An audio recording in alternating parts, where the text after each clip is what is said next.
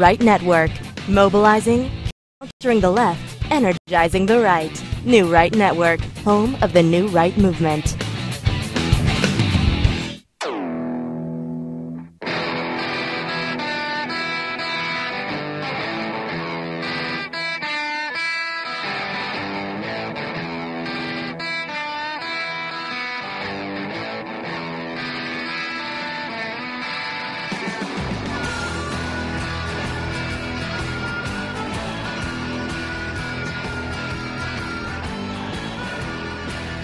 Good evening, everybody. Welcome to New Right Network tonight. Your host, Brian Smith and Kerry Smith. Giving you all the late-breaking news of the day, wrapping it all up, making sense of it all, exposing the fake news and giving you the real news. And today, what an explosive weekend we've had and throughout the day of Monday. We're going to be talking about the economic numbers once again, some new numbers being tweeted out by Donald Trump and the White House, as well as some of the other cabinet members talking about and touting about the jobs numbers, information that they're not going to share with you on the mainstream media. One of the first things we're going to talk about, and we're going to expose what may not be a false flag, this convoy that was set on fire in Venezuela last month. We'll get into that and expose all the details that the New York Times has actually let out a new video that shows a different angle. And the DNC is absolutely in a civil war. They're imploding. They have been hijacked with the young Democrats that are taking power, as well as some of the old ones who won't relinquish the power. We'll get into all that stuff as well. So to start out, let's talk about what's going on in Venezuela. Been with us for a while. You know exactly the Maduro regime that is a socialist communist regime that has absolutely destroyed what once was an up-and-coming country in the energy sector with all their natural oil and resources. And as we saw Hugo Chavez destroy this country during the early 2000s, and then his successor, Maduro, union bus driver who has taken over and driven the country into a bridge abutment. So, yeah. So do we play the video footage first, or do you want to kind of set this up a little bit, Kerry? Because you've seen the video as well. Well, and let's just backtrack a little bit. How did we get here? Remember, this is a communist regime, socialism. We need to make sure that people understand why we talk about this. Why is Venezuela in the news with anybody in America? Conservative, liberal, doesn't matter. This is a communist regime. It started with Chavez, and who basically, turned the country into a socialist country. We have his successor, Maduro, who's basically just taking the torch. And this is how communism always works. It just goes down the line with all these communist premiers, kind of like the Soviet Union was, and all the other communist regimes out there. There's a total absence of any kind of real democracy and freedoms for its people. And so here we are, fast forward, what happens to every single communist regime? Communism, every single time it's tried, ends in massive poverty, massive death, massive destruction. Right. And the word communism versus socialism, we just making this point once again. Socialism is the vehicle that ends up in communism every single time. Alan West tweeted out over the weekend that socialism has never succeeded anywhere it has ever tried in all of human recorded history. And now we see, go back to Hugo Chavez, where he was elected on the platform that the Democrats use. I'm going to fight for you. I'm fighting for the working class people. I'm in your camp. And he was very charismatic. He's loved by celebrities and other world leaders. And as he rose to power and widely accepted by the people, he then didn't want to leave power and decided to change their amendment to where he could stay as in power forever. And then as chance would have it, he catches the cancer, couldn't beat it, dies off early. And then Maduro, the successor, regardless, if you look at the numbers, whether Maduro took office or not at this point in time, when Hugo Chavez died, it was already falling apart. The economic misery was just really, really bad in Venezuela. And so just the fact that Maduro took over, I think made it run faster. And I would point this out too. It's not about Maduro and it's not about Chavez. Communism doesn't work, period. No, it could have been me. It could have been Brian. It could have been you at home. thrown into the position of the leader, the top dog of a communist regime, and you are destined to fail, right? And so what really happens, very simple in Venezuela, was that market forces didn't exist because of the communist economy there.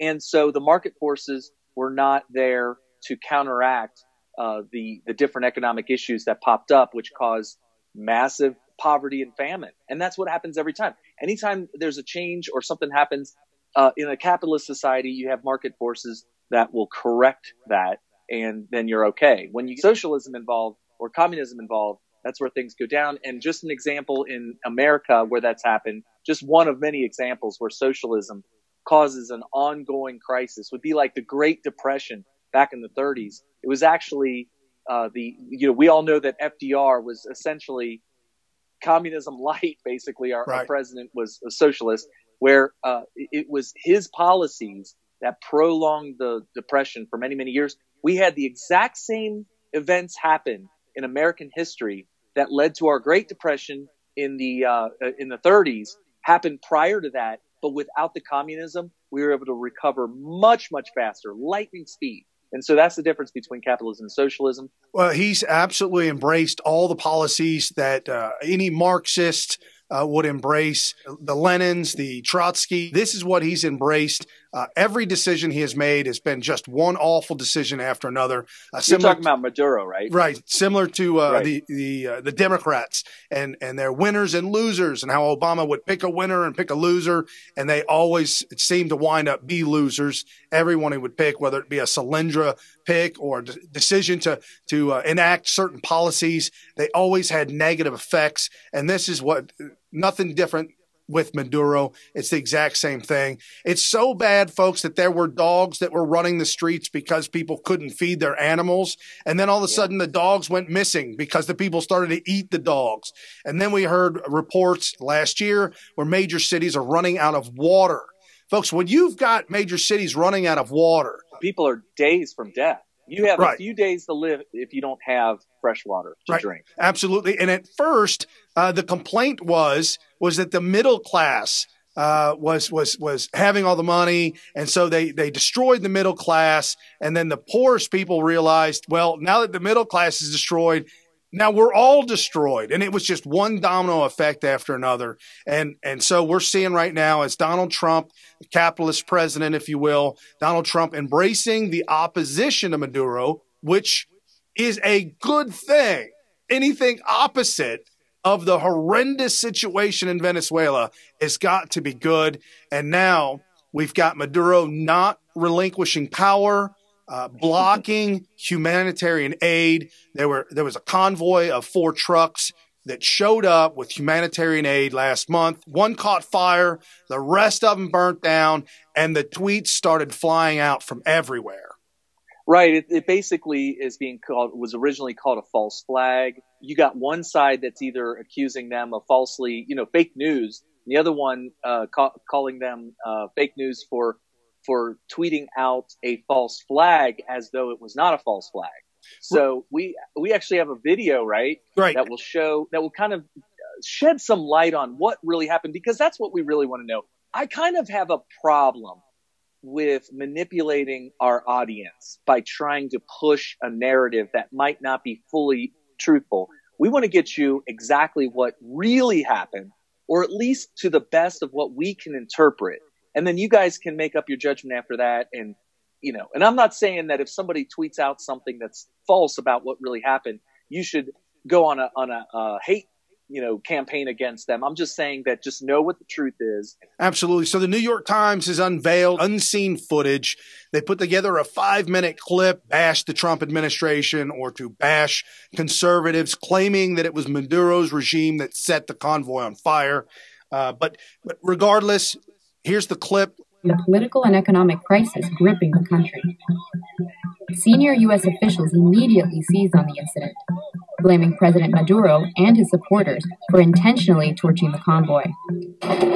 How did we get here? The Venezuelan crisis came to a head in early 2019, when opposition leader Juan Guaido declared himself president in a bid to unseat Nicolas Maduro, whose authoritarian rule and economic mismanagement resulted in searing poverty. Backed by the U.S., Guaido mobilized his followers to bring American aid into Venezuela, but Maduro blocked border crossings and denied entry. On February 23rd, 4 aid trucks arrived at a bridge on the Colombian side of the border. Guaido supporters cleared a path and drove the trucks toward Venezuela. Security forces repelled them, firing tear gas and rubber bullets. We obtained previously unseen TV footage that fills this gap and tells a more complicated story. The protester approaches from here, behind the third truck. He launches one Molotov, but the second one separates, and the burning rag veers off toward the trucks, not the police. She takes the same route as the protester who threw the Molotov, and points her camera in the direction the rag went. A Venezuelan journalist tweeted this report, blaming Maduro. 12 minutes later, Senator Marco Rubio retweeted the unsubstantiated claim. National Security Advisor John Bolton weighed in soon after, and then USAID Administrator Mark Green claimed that Maduro had ordered the burning. Secretary of State Pompeo tweeted out the same visuals that evening. None of the U.S. officials offered any definitive evidence supporting their claim. As you can see from that video and hear from that video, she's trying to paint this picture that since the Maduro regime did not set the fire, did not set the trucks or the aid on fire, that everything that's being said like that is fake news and you shouldn't listen to it and all that kind of stuff. But she fails to realize that the thing would have never burnt down if it wasn't for the fact that they were opposing. First of all, she ignores the fact that it was not being allowed in her country in the first place. Right. Isn't that equivalent to burning it down? What difference is it between it being burnt down and not getting aid because it burnt down, and not getting the aid because you use physical force to prevent it from coming into the country? To me, there's only one slight little difference, and that is that there's something a little bit more malicious about willfully setting something on fire. It's kind of like, I'm just going to go and outwardly destroy this. And I can see by the video, and you saw it too, that I agree with her assessment that it was not lit on fire by the Maduro regime. But you're going to hear people who are isolationist Trump supporters, MAGA people, some of whom are very close friends of mine, tell you that it was a false flag. The actions that the Maduro regime took to prevent this aid from coming into the country, which that alone would be equivalent to it being put on fire anyway, because it's not being allowed in. The fact that they even were there stopping this from coming in caused it to be put on fire, because the Molotov cocktails were only thrown because there was a protest going on. I would not be advocating for throwing Molotov cocktails. Molotov cocktails only get thrown when the object of your rioting is there to do so. And the only reason they were there was to prevent the aid from coming in. So they're not blameless at all. So I find it a little bit short-sighted and disturbing a little bit that it seems like there's an alignment between isolationist Trump supporters who don't want us intervening and those who are propping up the Maduro regime.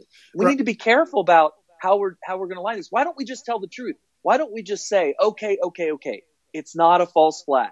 And by the way, let me explain a false flag for those of you that may not know. The false reporting would be that the Maduro regime lit this on fire when in fact the rioters purposely set this on fire in order to blame the Maduro regime. Right. That is the textbook definition of a false flag. But you can see in the video that this was simply an accident. Other than just watching it, looking at it, and seeing for myself with my own eyes that the guy threw the Molotov cocktail and the rag flew out and it went in the direction of where the fire started.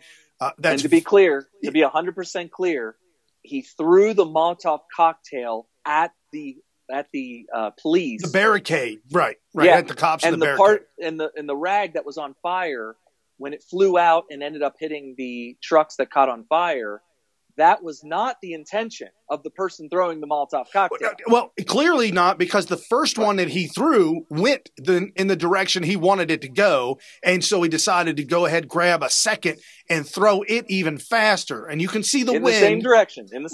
And you can see the wind grab and pull the rag out and throw it to the side. Folks, What is on display here is socialism, upheaval, a civil war, if you will. This is how this ends every single time. And why are we so concerned as American citizens? We are concerned about Venezuela for multiple reasons, humanitarian, moral reasons. We cannot allow socialism and communism to exist in the Americas at the same time that we're a capitalist society. These two, they can't exist on the same continent. It's just not possible. And so if they're going to be communist, take Cuba, for example, still communist dictatorship, they are suffering and have been suffering for the last 60, 70 years. I mean, they live in a time travel back to 1950s, while like America, we have all the fruits of 2019. So these two cannot exist. We've got to bring Venezuela back up into the fold in a way, and I don't know how that's going to happen. I do not advocate for a military intervention, but somehow, some way, we've got to bring Venezuela back to the capitalist side. Yeah, and there's a lot of Trump supporters that are isolationists that are saying that we should not be intervening in other countries, and I'm with them. I really feel that. I mean, we had Vietnam was it'd be a misnomer to say that we improperly intervened there, because we were actually preventing the communist spread of the Soviet Union back then, and I think that was definitely, for people to think of Vietnam outside of the context of the Cold War is just a huge disservice to the whole history of the Vietnam War, the Cold War, and all that kind of stuff. But with Vietnam, that was the start of people getting upset with us intervening in these proxy wars. Then you have people don't even remember Afghanistan. I don't even know how many Americans may or may not have died in the Afghan war between Afghanistan and the Soviet Union. But we had turned Afghanistan into the Soviet Union's Vietnam. That's how that was characterized. And then fast forward to the Gulf War, and then you have Afghanistan was a response to 9/11, which people seem to stomach that okay. But then it seems like this never-ending war in the Middle East, and Trump supporters, MAGA people, are just fed up with all the interventionism. And I'm with you on that. I think we shouldn't, but that doesn't mean that we completely ignore the people that are fighting communism in Venezuela. Do we send troops there? No, but I don't think that that's even on the table. I don't understand why people who are Trump supporters worry about what decisions Trump might make on this, because I don't think that the worst case scenario is on the table. It's not like, the same people were upset about sending 69 missiles, I think it was cruise missiles, to Syria with the gas attack. I'm actually with you on that. I think that maybe a false flag issue may have been the case there. Trump may have been manipulated to intervene, and he may have fell on the wrong side. Who knows? I don't trust the intelligence community at all. I think the very same people that convinced him to send 69 cruise missiles into Syria are the same people that are actively engaged in the coup d'etat of the same damn president. Come on, people. But when it comes to Venezuela, we can't assume that we're just going to send in a massive invasionary force or something like that. It's going to be that we aid those opposing communism, and we need to embrace that, because the same war that they're going through right now, and the same war, it's like a civil war, the same kind of civil war and civil unrest that's happening in France is the same thing that we're battling here when we get into political engagements between the MAGA movement and the establishment left or Rhino Party or what do we call them, the Uniparty. Right. And sure, it hasn't gotten totally violent like that, although it has in some cases. When you look at Antifa versus free speech marches versus Antifa, it does sometimes get violent, but it's all the same thing. So globally, there is a MAGA movement, and we need to not just ignore that because we're also nationalists. Right. No, absolutely. Marco Rubio tweeted out over the weekend, reports tonight out of Venezuela are like a horror movie. Total darkness, no electricity, running water, or cell phone coverage. Food spoiling, patients dying in hospitals, looting of homes and businesses, armed hashtag Maduro regime gangs terrorizing people. Please pray for Venezuela. And that's a fact, folks. There's video on the ground of these Maduro gangs that ride around on motorcycles and literally terrorize people in the streets. That's what's truly going on the ground there. And as you mentioned, France. And this is why we talk out about this, and this is why we talk out against this, because these countries may never have an ability to come back. France, I'm sorry, guys. I don't think you're going to be able to come back from this one. Brexit? Somebody posted that there's a Brexit vote or Brexit in 250 days. I'm sorry. If we can't beat the deep state in America, because we're much further along than you guys in Britain and in France and in Venezuela, obviously, we're much further along in a free society where we have a constitution that we can freely speak. As I speak today, we can freely speak. And our Second Amendment, the right to carry. You don't have those rights in Great Britain. You don't have those rights in France. So to say that you guys are going to make a turnaround, I don't know how that's going to be possible. But we're showing people on the show, we're showing everybody what is going on in Venezuela, what is going on in France with the yellow vests. This is out of control, folks. Sarah Abdullah, her handle on Twitter is at SAHOURAXO. Tear gas everywhere as thousands of yellow vest protesters hit the streets in France for the 17th week in a row. I mean, it's almost pretty much anarchy there. Yes. But it's not just pure anarchy, like nothing, like it's just total chaos. You still have these two different sides that are fighting each other, and you're talking about the left and the right. So we need to be really careful about ignoring it and just burying our head in the sand, because we are in the earlier stages of something that could go down that road if we let it, or we're not careful and we don't oppose leftists in a peaceful way now. It could get to the point where we're so oppressed that we end up having to don yellow vests, Molotov cocktails, and all that kind of stuff. And luckily, because we have the right to bear arms, we should be able to arm ourselves and all that kind of stuff. We're nowhere near that yet, but we are certainly on the path. And some people have said that we are in a Cold War right now. It's just a matter of how far that goes, and will it remain peaceful and political for now, and not escalate into too much violence in the future. But we need to watch these things and support those who have our ideology, because if we don't get everybody's mind right on freedom, individual freedom, and rights for mankind, then we're always going to be opposing this somewhere. We could end up in another Cold War with another nation. Right, absolutely. And as we've seen here recently, Italy electing what they're referring to as their Trump, nationalism, Italy being number one, Italy first in their minds. That's an excellent thing. Did you see that ridiculous statue of Trump they had there? He looked like a warrior. It was like 6 stories tall, and it was animatronic. It was like, it had a sword. Did you see that one? Oh, absolutely. Yeah, God. Absolutely. That's incredible. And they've got to think about their country first and deal with that. And France, take a look at the video, folks. I've got no other words. I know we don't bring up France much on the show, and I know this has been going on for a long time now. But as you can see in the video clip, just rioting, taken to the streets, lots of tear gas. There's another video clip where the cops and riot gear are actually physically beating the living snot out of a yellow vest that's just laying there on the ground. I believe it. Yeah, that's so sad. That's so sad that stuff is happening. And man, we need to at least show emotional support, and I'm not trying to beat a dead horse here, but just know that when Trump chimes in on this stuff, that doesn't mean he's taken all the steps to put together a giant military force to go do some sort of a proxy war in what essentially is a civil war in another country.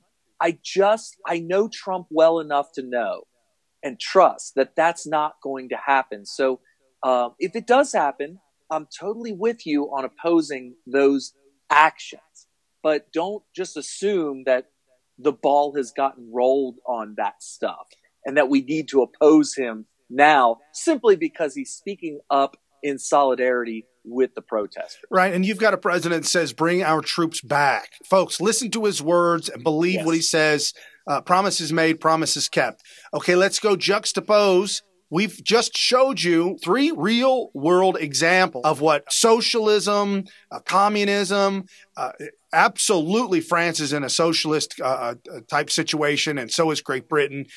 Now let's look at America. And you folks remember during CPAC, Michelle Malkin calling out the ghost of John McCain for the GOP allowing illegal immigrants to come across the border to the tune of tens of millions. Some people have put it up to 40 million illegals in our country working and taking jobs that Americans could have. And so she's catching fire for that. And she tweeted out over the weekend, "No, I do not apologize. The McCain, Ryan, chamber of cheap labor wing of the GOP needs to apologize to America." Awesome. I mean, there's no other way to put it, but that's absolutely true. She's fighting back. Us conservatives need to fight back verbally, not physically, but verbally. We have to stand our ground when it comes to social media. When you're right, you're right. And don't ever apologize to these people. Don't be an apologist. That was Obama. Obama was the apologist. And you saw how bad that ended up. Obama versus Trump. He has a lot of support worldwide because of his courage, of his convictions. He stands up for what he thinks is right. And people see that. And people are like, man, I wish we had a leader that would do that. And that's why you see this movement of people trying to elect people that are like Trump, or at least these people are acting like Trump. And that's a good thing. The truth will come out whether they are a true nationalist. And people use the word populist. I think that's a kind of a dangerous word. But, somebody who's has popular ideals for their country, that is going to focus on their people in their country first, and not so much of this international globalist stuff that's going on. Right. I don't think it's necessary, and it's not working. Right. Obama versus Trump. I mean, it's on display, folks. So Donald Trump tweeting out, more people are working today in the United States, 158 million, than at any time in our country's history. That's a big deal. At the White House, and you follow these folks at White House. Absolutely have to follow it because you're getting real news here. At White House, public optimism in their personal economy has hit a 16-year high under President Trump. The job market doesn't get much better than this. Well, I think Trump begs to differ. Trump says we've got a long way to go and there's much more to come, so I'm really excited about that. And you've got Real Saavedra at Real Saavedra, Real Saavedra, socialist representative Ocasio-Cortez, Democrat, New York, suggest former President Ronald Reagan was a racist and claims he pitted the white working class Americans against brown and black working class Americans to screw over all working class Americans. The video clip, please. And one perfect example, I think a perfect example of how special interests and the powerful have pitted white working class Americans against brown and black working class Americans in order to just screw over all working class Americans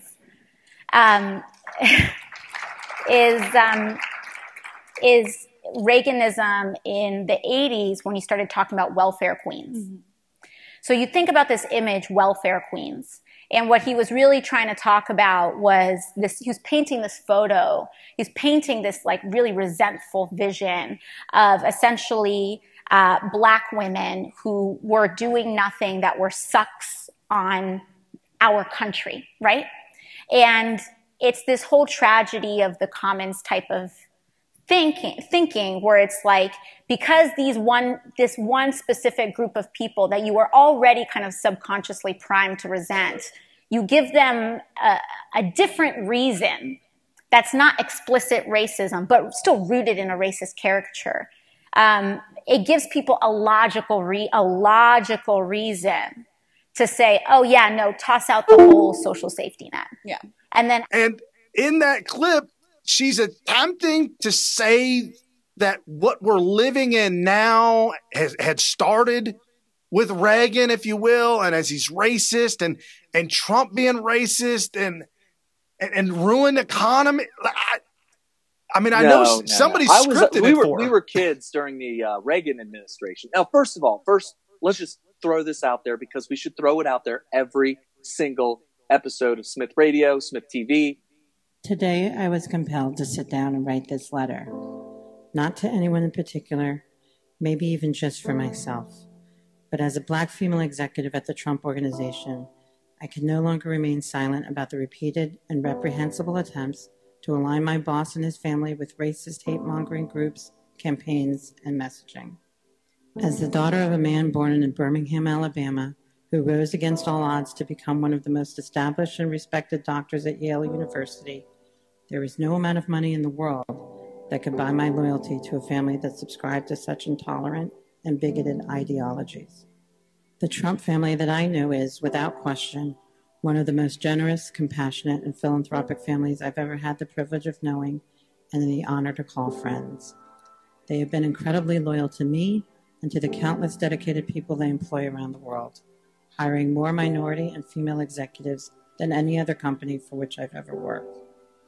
To equate racism with my boss's call for a temporary moratorium on a flawed immigration system that radical Islamic terrorists continue to exploit, or the construction of an impassable wall to protect our borders from the influx of illegal drugs, is not only incendiary, it's wholly irresponsible and only serves to embolden the very hatred these draconian groups espouse. What common sense American wants another terrorist attack on our soil, or to perpetuate this country's rampant drug epidemic? But to compare my boss to Adolf Hitler, simply to spin your own political agenda or social media punchline, is a personal affront to the extermination of over 6 million Jews and trivializes one of the worst acts of human genocide this world has ever seen. Rest assured, I am a highly intelligent, free-thinking, and independent woman. My opinions and decisions are based solely in fact, not fiction, speculation, assumption, or hearsay. I do not vote based upon the color of my skin, nor the signature on my paycheck. I judge my friends and forge my allegiances from direct personal interaction and moral character. That said, there is no higher barometer by which to measure oneself than the one continually set by this family and their spouses, and I should know. Like many Americans, I have struggled with substance abuse and addiction. The Trump family has stood by me through immensely difficult times without hesitation or concern for their own reputation by association. They continue to trust me with every aspect of their lives and the lives of their families. They invite me into their homes and welcome me at their family gatherings. For the past 6 years, I have held an executive position as it pertains to the distribution of their charitable funds, and they have charged me to identify worthy and altruistic missions. I could not be more humbled. This is the Trump family that I know. Only up until now, it's all just been opposing campaign rhetoric and paid protesters. But then a letter came. And I thought to myself, who does this person think he is to threaten to kill somebody else's family? Any family. This family. My family. All because of a political race, a campaign. But then I realized that this isn't just a race to Mr. Trump. This isn't just a race to his family, nor to our veterans or the unemployed. And because of that, this family is willing to risk their own lives each and every day for the greater good of this country. But I would be lying if I said I didn't fear for them now. There is a movement sweeping this brave nation, and I am honored to have a front row seat to it on a daily basis. This country has spoken. My boss has justly earned the Republican nomination and broken voter registration records in countless states across America. This cannot be denied. He has brought this party together by drawing more Democrats, more independents, and more first-time voters into the GOP fold, and has earned more Republican votes than any other presidential candidate in modern history. That must be respected. To the skeptics who will undoubtedly claim that I'm doing this at the behest of the Trump family or with the promise of reward, I deliberately chose not to seek their approval nor counsel in advance of this video for fear that they would be more concerned for me and its potential viral ramifications than they would be for themselves, and the fact that, quite simply, this is the right thing to do. For me, it was an easy decision, just as voting for my boss, Donald J. Trump, should be an easy decision for you. God bless this family, God bless the voters, and God bless the United States of America.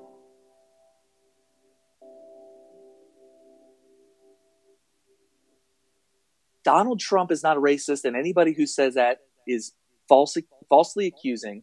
They've been falsely accusing for a long time, since before Trump even became the nominee. It's why he got elected, because people on the right are sick and tired of being falsely accused of racism.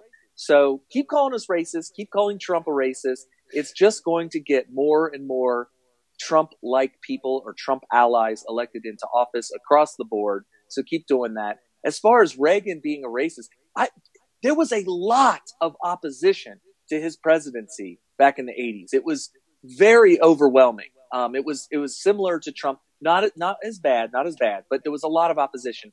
They never called him a racist because that wasn't even.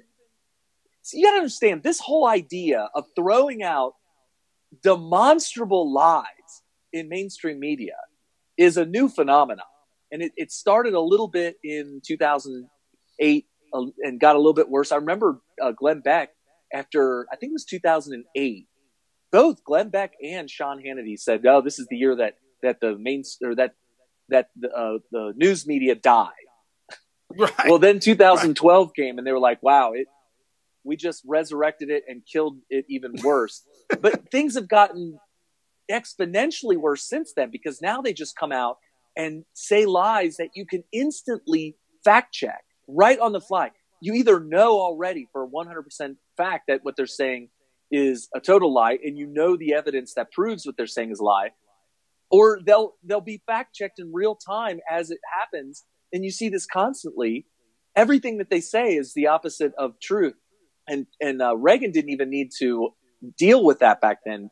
But that's why they didn't call him a racist, was because they didn't do that kind of stuff now. But they call Trump a racist because now we're living in a time where you just go out there and shovel false propaganda and package it up and put a little sticker on it that says this is real news. Right. And it's all fake. No, it's CNN. I'm just, it's unbelievable to watch CNN and just not throw up in your mouth, realizing that how do you live with yourself, Don Lemon? How do you go home at night with a paycheck? Yes, with a paycheck, and really, really believe that you're making a positive difference in the world. It's just absolutely sickening. We got Donald Trump retweeting a bunch of folks over the weekend, which is really exciting. On Twitter, you got e-celebs, and then you have real celebrities like Jesse Waters. Donald Trump retweeted this tweet from Jesse Waters. Donald Trump's approval rating is at or near his highest level ever. The media is not being honest about what is happening in this country. That's why we do this show, because we know for a fact more outlets need to be doing this, reporting real news. And when you do that, people are going to find you. They're going to search you out, and they're going to find you. And for those of you that are new on the show, this is the New Right Network Tonight. New Right Network is the big tent of the America First movement, the MAGA movement, or the Keep America Great Again movement. Because after 2024, we've got to continue the movement and continue with real news exposing fake news. So follow us on Twitter at Smith Radio. That would be Carrie on that handle, and me as well as at Brian P. Smith. And for any information or anything you need to know of, go to smith.tv. You can hit the Patreon button, crush the other buttons that are there. There's all kinds of gear and stuff to get to help support the New Right Network Tonight. We do this on our own. This is on our own time, folks. And the incredible Patreons that have been with us for many years, we are absolutely, truly blessed to be able to do this for you and with you. Absolutely, 100%. We super appreciate that. And at Tim Runs His Mouth, I was kind of shocked that Donald Trump retweeted this one. But at Tim Runs His Mouth, Democrats so far in 2019, won't condemn anti-Semitism in the House of Representatives, do nothing against a racist governor who wore blackface and a Klan robe, do nothing against a lieutenant governor accused of sexual assault, investigate political opponents with no evidence, and are pro-infanticide. You're never going to hear that on mainstream media. That's one of those tweets that you just got to drop the mic, you know. You got to reply with the drop mic GIF. Yes. Or GIF. Is it GIF or GIF? I want to make sure I get that right because I will have DMs big time if I get that wrong. I've always said GIF. I don't know. Okay. I think I've always said GIF, and I don't know why, but I'm sure I'm going to get a lot of hate mail for that. Oh, it's somebody. A bunch of y'all called me out on the last show. Really? Okay. What'd you do? The reason why the Right for Life March is in January is because that's when Roe v. Wade was decided upon. So okay, so what did you say, and what did they say to you? I said, I don't know why the hell you picked January in DC. Gosh. It's too cold. Oh my gosh. Well, that is interesting. I actually didn't know that was the reason why they picked that date. But see, now I can educate my children. I don't claim to know everything, and right. We're learning on the fly. If you guys have been with us for a while, you know my personal take on Ann Coulter. I actually liked how she stood up for Trump in the beginning, but I've always had my reservations. And our good buddy Sam, years and years and years ago, said about Ann Coulter and Glenn Beck and some of the others that keep them at bay. They're not working so good. Keep them at bay. Watch out. Watch out. And as you can see in the past couple of years since Donald Trump's election, Ann Coulter, nonstop bash fest on our president. And it has been such a disservice. It has been so bad for our movement. And Donald Trump over the weekend, folks, the greatest president you've ever seen in your life, tweets out, wacky nut job Ann Coulter, who hasn't figured out that, despite all odds and an entire Democrat Party of far left radicals against me, not to mention certain Republicans who are sadly unwilling to fight, I am winning on the border. Major sections of the wall are being built, ... and went on for a couple of more tweets. All right, so here's my take. Ann Coulter can go to hell. She is just a charlatan. She's a complete charlatan. When she first started criticizing Trump, my first thought was okay, she's using a little bit of edge. She's using an edgy way to try to get Trump to second guess some of his decision making in a good way. So steer him in the right direction and to apply pressure where needed in order to get him to do the things that she approves of.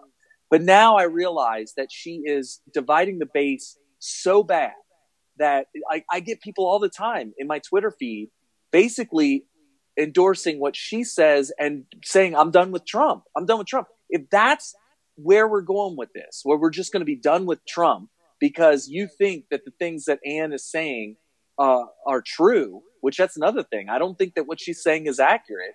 Then she's obviously out for one thing, and that is to create the kind of controversy necessary to sell books. Right. You know, that's what this does. This sells books. Bill Kristol, anyone? Sam was always screaming. I told my parents probably about 10 years ago, maybe 5 to 10 years ago, I said, hey guys, you got to put this Bill Kristol at bay. Some of the things that he's saying. Leftist. Yeah, remember, uniparty here, folks. Uniparty. Just because they have an R next to their name, just because they're introduced on CNN as a Republican, does not mean that they are somehow on Trump's side. Even if they could even espouse some of the same policies, like say conservative policies or libertarian policies on the air as Trump, which would make you think that they're allies. But in reality, it's all about power, centralized power for people who go into government over the people versus a decentralized republic, constitutional republic that the founders envisioned. That's what we're dealing with here. That's the two sides. You pick one or the other. And it seems like Ann Coulter is on the side of the Bill Kristols and all that, into thinking that she's somehow the original Trump supporter. because she came out on the Bill Maher show and said that Trump was going to win the nominee and the presidency way back in, I think, 2015 or early 2016, which somehow made her not only some sort of prognosticator, but also like the original Trump supporter. And it's just all a bunch of crap. She just said that she thought Trump was going to win because she wanted to win, was going to firebomb the whole system. Right. And that was going to be exciting to her. Right. She's just you know what she is? She's one of these ghetto ass drama queens that's all they care about. They will instigate fights. By the way, people, I'm a product of 12 years of inner city public education. I've seen tons of these ghetto ass drama queens.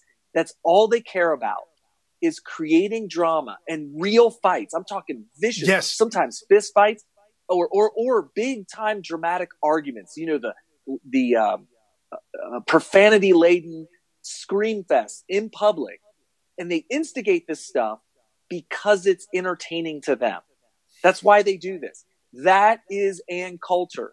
Ann Coulter is entertaining herself. She said that Trump was going to be the president, not because she particularly wanted him to, but she would just love for it to happen for sheer entertainment. She's just pathetic. Right. She's a pathetic human being. She means nothing to any of us. She means nothing to the country. All she is a ghetto ass drama queen. That's all she is. She's misinforming America. She's misinforming everybody. She makes it sound like Donald Trump is some sort of an emperor that can go out there and make all this stuff happen. She's ignoring Civics 101, where Congress is the one that creates laws, and that Donald Trump has to adhere to the laws or else he's against the law or he's breaking the law.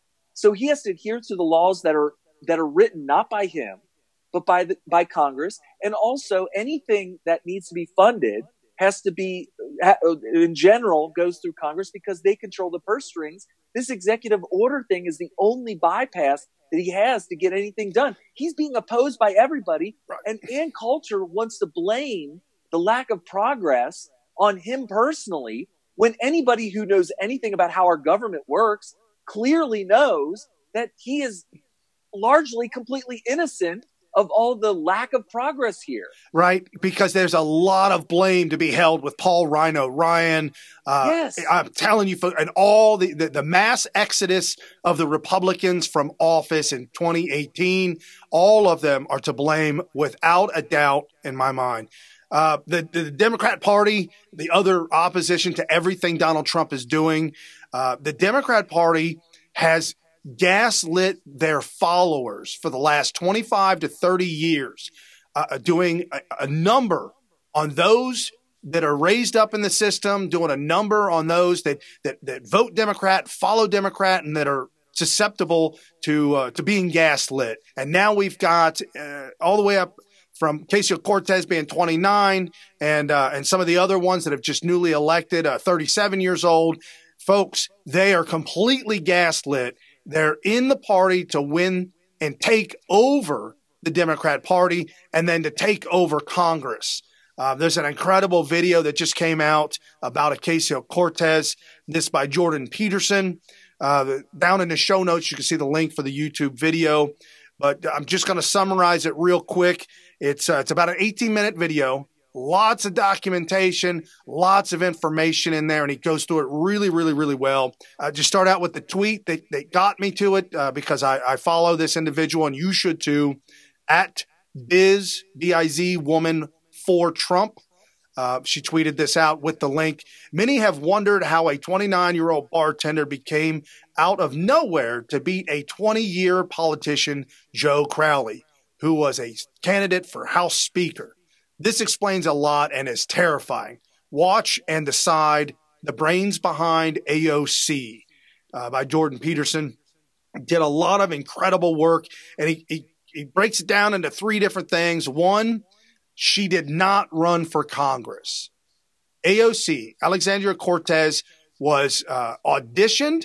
She was submitted by her brother to this new organization, Justice Democrats, because he felt that she had that ability to do it. She's very charismatic. She's an actress. She's in the limelight, and she can handle that She can wow people. She can be whatever she is as long as she's scripted. So again, she did not run for Congress. They branded her.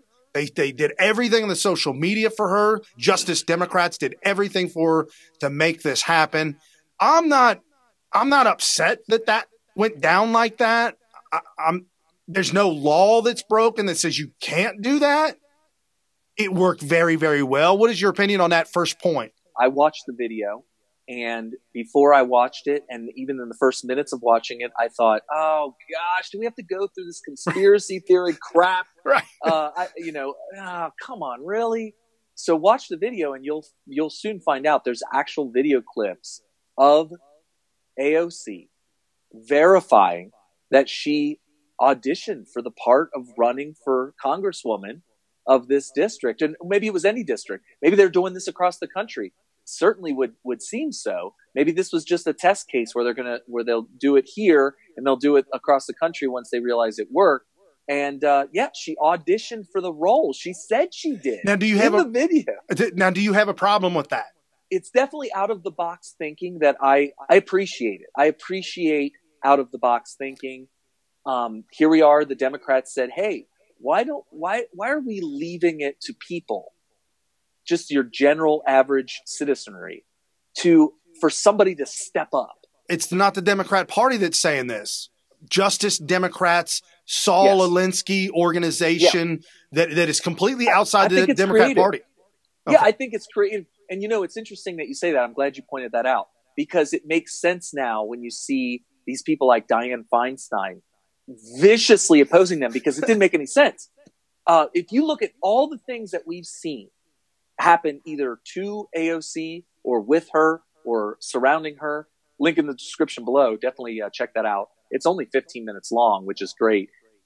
It all makes sense. Hey, let's put an organization together and we'll do a casting call for this, which actually makes sense because in the video, it talks about how the guy who's the real brains behind AOC, who is the policy genius, who can come up with the talking points and the policies needed in order to further the communist agenda, he doesn't have the charisma to go out there and run. So what if we have a puppet who can convince people that this person is so likable that I would love for them to be my representative, but then have them be manipulated by a puppet master who's the real policy wonk? I had a flashback of the NSYNC boys and the Backstreet Boys. That's exactly what it is. And I'm looking at this, I'm saying, is that the puppet master in the background, there's no term limits to the puppet master. He can just continue to pick people and that they'll do his bidding at his will because they pretty much are beholden to him. So that poses an issue. I mean, they could have their own. And here's a little insider information that you guys aren't supposed to know. It's a little insider stuff. There are people in the MAGA movement who are trying to co-opt her, which actually is brilliant, because if she is simply just a puppet for some puppet master, then theoretically we could go in and say, hey, listen, literally, well, not literally, but figuratively, cut the strings of the puppet master. Okay, and then he in the video talks about the puppet master and defers completely to her team, Corbin Trent, who is a Saul Alinsky guy, Alexandria Rojos, ahead of Justice Democrats. She is a social justice warrior, and she's the one who came up with the Green New Deal. Principal politician or a pawn? Which is easier to manipulate? He goes over that in the video.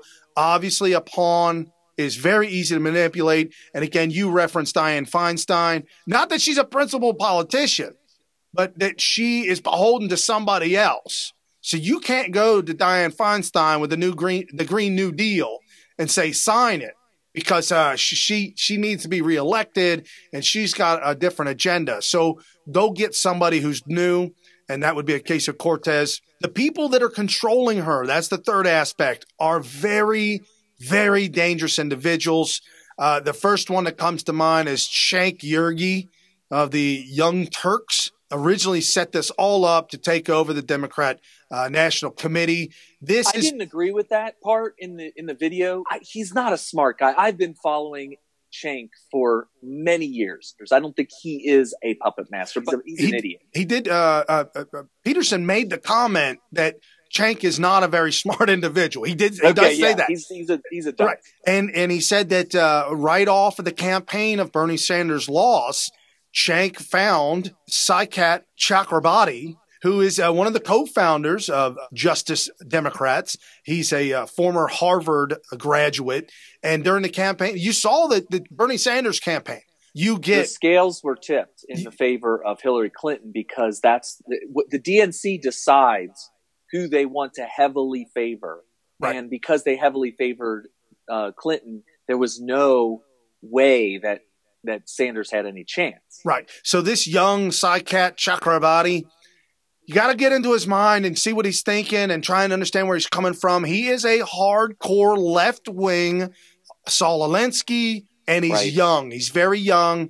And he saw firsthand what he was able to do with Bernie Sanders. And can you imagine how he felt? The betrayal of Bernie Sanders or the blaming of the Hillary Clintons or whatever, just absolute falling apart and not winning when they really had a good chance. Folks, they really did have a good chance of winning, which is very, very scary. So Cenk, according to the video, picks up Chakrabarti and a couple other guys, Zach Exley, picks these two guys up, putting this thing together, Justice Democrats.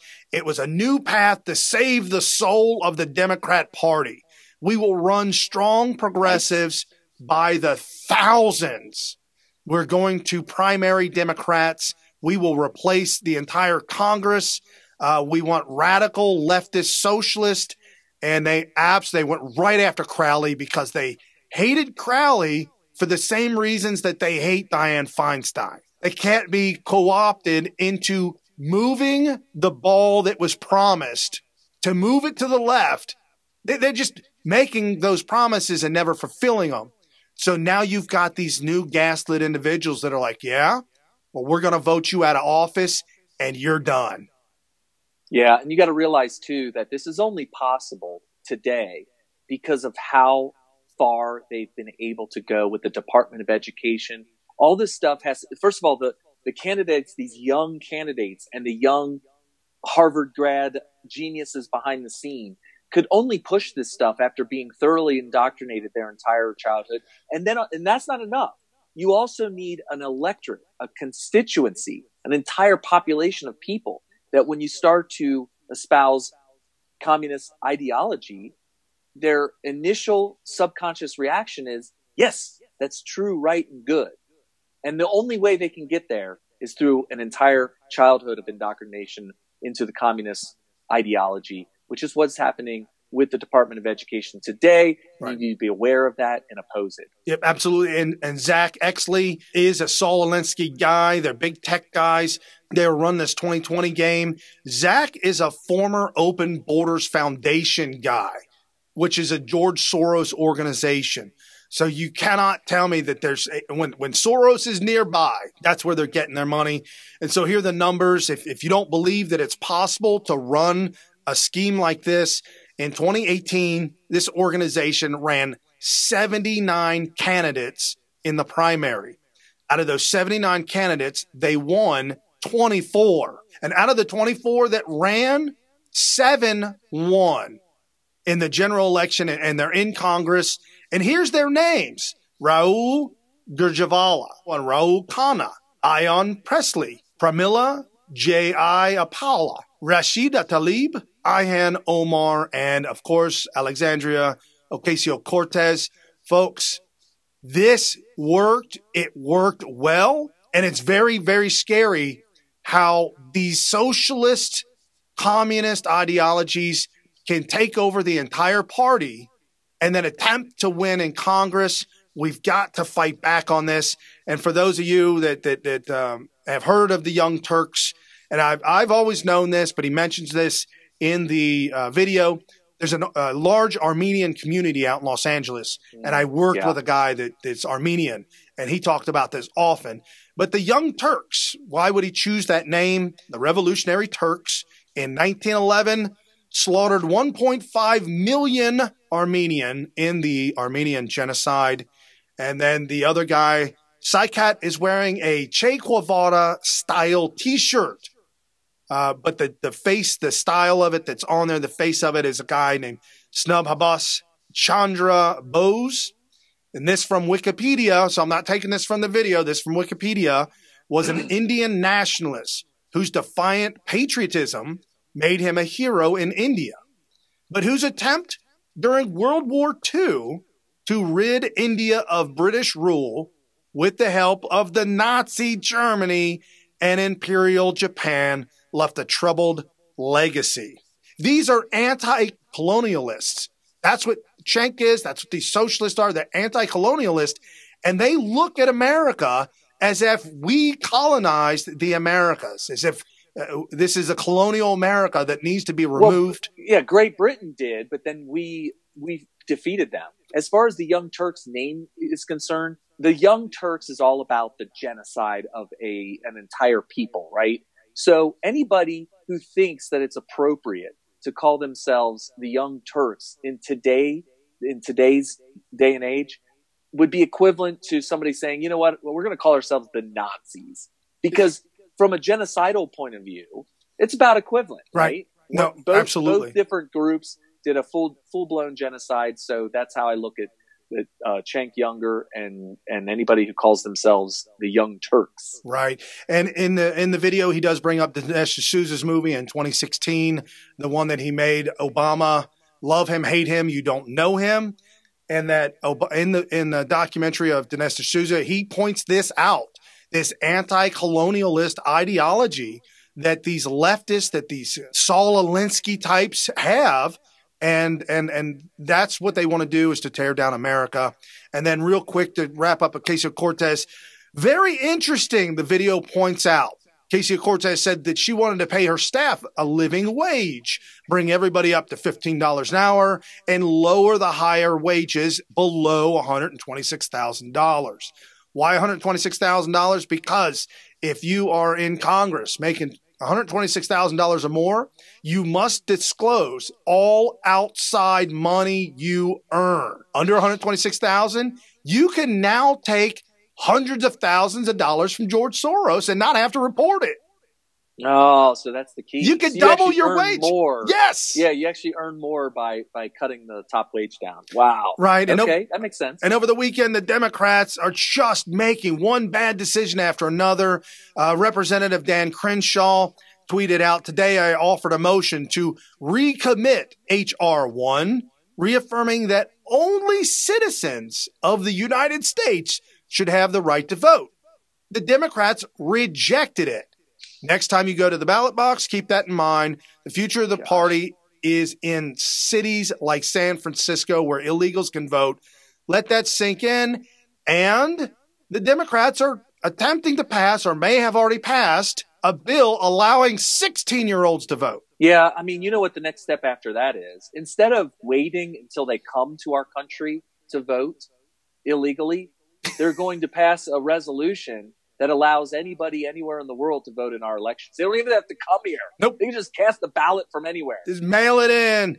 And folks, you're listening to the fastest hour you'll spend with anybody right here on New Right Network tonight. Go to smith.tv, find out all the great stuff. And while you're there, you can watch Donald Trump's live Twitter feed so you don't miss a single tweet from Trump. Carrie's Twitter feed is there live as well, as so is mine.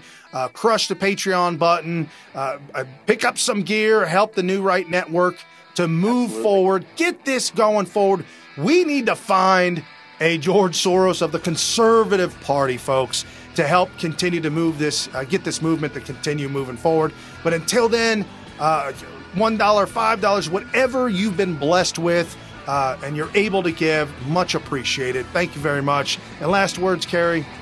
Yeah, just make sure that you share this every time and set your alarm.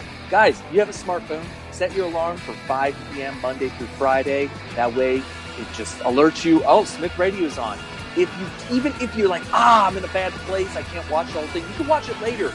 But go ahead and share it right then and there and get back to what you were doing. Right, and we are live on almost a dozen different outlets. There's no reason why not to find us. Over a dozen different outlets live. Share. Yep. All right. See you guys. All right. See you tomorrow. Bye.